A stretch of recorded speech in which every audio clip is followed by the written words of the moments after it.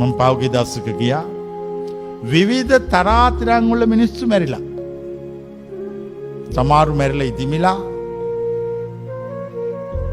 සමහරුන්ගේ මරණ තියෙනවා. කිසිම තරාතිරමක් කාටවත් නැහැ. ඇයි? කවුරුවත් දන්නේ නැහැ. හැමෝම මෙහෙම දාලා තියෙනවා. ඊට අපි ගිහිල්ලා මේ තරාතිරම මෙතන සාකච්ඡා කරන්න ඕනේ. මේ ආවල් එක්කෙනා. මෙයාට මෙච්චර ඉඩම් තිබුණා. මෙයාට මෙච්චර ව්‍යාපාර තිබුණා.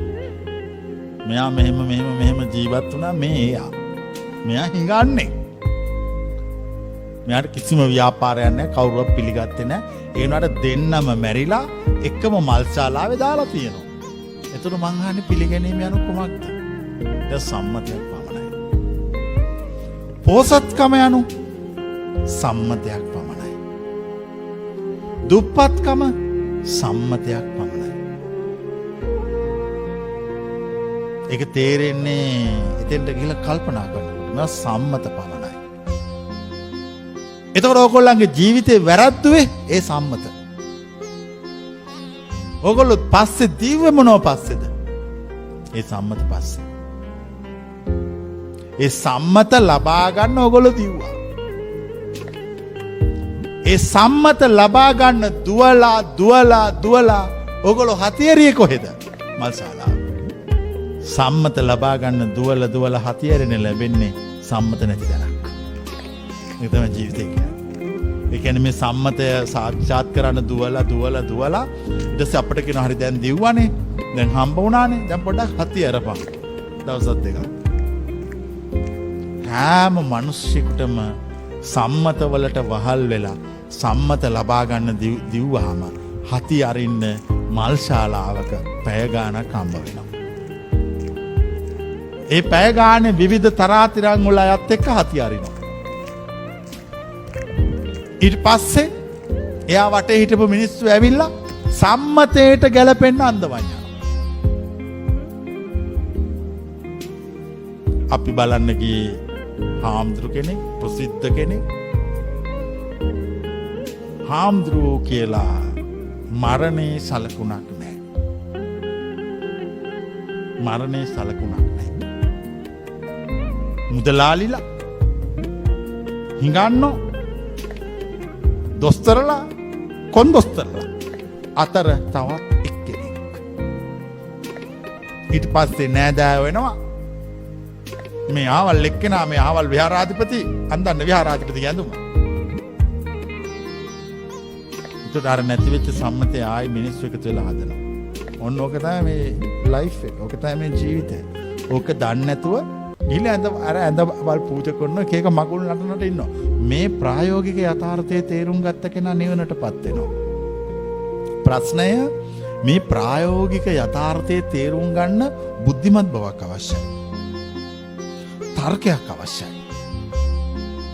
පොඩ්ඩක් නැවතිලා විමසන්න අවශ්‍යයි. අඟුලිමාල පස්සේ කඩුවක් අරන් එනකොට බණ කිව්වේ නෑ. කිව්වේ නැවතින්න කියලා. විමසන්න කිව්වා. ඕගොල්ලන්ගේ ජීවිතේ ඕගොල්ලන්ට වරදින්නේ ඇයි? නැවතිලා විමසන්නේ නැති නිසා. නැවතිලා විමසන්නේ නැතුව සම්මත පස්සේ දුවන ඕගොල්ලන්ට කොච්චර දිව්වත් විවේක ගන්න, ගිමන් අරින්න මල්ශාලාව හම්බ වෙනවමයි. නවත්තන්න බෑ. එතකොට ඒකේ කිසිම විශේෂතාවයක් නැහැ. ඊට පස්සේ ආයි නෑදෑයෝ ඇවිල්ලා ගැලපෙන ඇඳුම් අඳගෙන ලොකු කට්ටිය ලොකු පෙට්ටි වලට දාලා, පොඩි මිනිස්සු පොඩි පෙට්ටි වලට දාලා ආයි සම්මතයක් හදාගෙන ආයි අරගෙන ගිහිල්ලා අර කරපුවා කියපුවා අරෝමව කතන්දර කියලි වෙලා ආයි සම්මතයෙන් නිදහස් කරනවා. පුච්චල දානවා, එකවල දානවා. ආයි ඉවරයි සම්මතය. එතකොට ලෝකය කියන්නේ මොකක්ද? ලෝකය කියන්නේ මනසෙන් පනවගත් එකක්. මේ ලෝකේ තියෙන අපේ ඇතුලේ. මේ කතාව ගැඹුරු කතාවක්. මීට වඩා ඇපල් පූජාව ලේසි. ඇඳවල් පූජා කරන එක ලේසි. ඇඳවල් පූජා කළා නිවන් ලැබෙනවා කියලා ගොන් විදියට හිතාගෙන ඉන්න එක ලේසි. හැබැයි මේ ගැඹුරු යථාර්ථයේ තේරුම් ගන්න එක අමාරුයි. මිනිස්සු පුරුදු වෙලා ඉන්නේ තමන්ට නොතේරෙන දෙයකට හැමතිස්සෙම බොරුයි කියලා කියන්නේ. ඒ මිනිස්සුන්ගේ විදිය.